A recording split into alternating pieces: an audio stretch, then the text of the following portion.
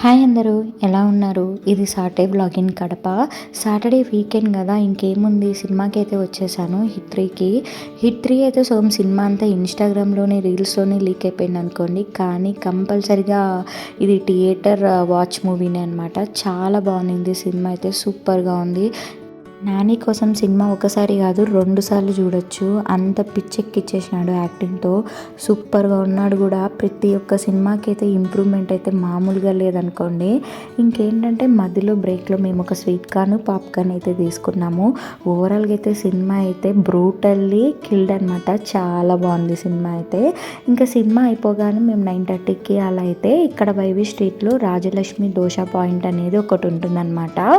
పక్కనే రోషయ్య దోశ పాయింట్ కూడా ఉంటుంది. 2 ఆనుకొని ఉంటాయి. కానీ నేను ఎక్కువ ఈ దోశ సెంటర్కి అయితే వస్తానన్నమాట. ప్రెగ్నెన్సీలో నాకు ఏదైనా కారంగా తినాలనిపించినప్పుడల్లా నేనైతే ఇక్కడికి వచ్చి దోశ తినేదాన్ని. అది కూడా కారం దోశ తప్ప ఏది తినేదాన్ని కాదు.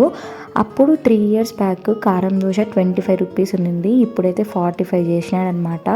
టిల్ ఇక్కడ 200-250 రూపీస్ దాకా అయితే కాస్ట్ దోశ అయితే ఉంటుందన్నమాట.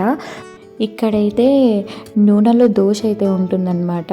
అంతగానం అయితే పోస్తాడు. నేను అదే పనిగా చెప్పించుకొని ఆయిల్ తక్కువ వేయించుకొని అయితే వేసుకుంటాను అదే పనికి ఇక్కడికి వచ్చినప్పుడల్లా.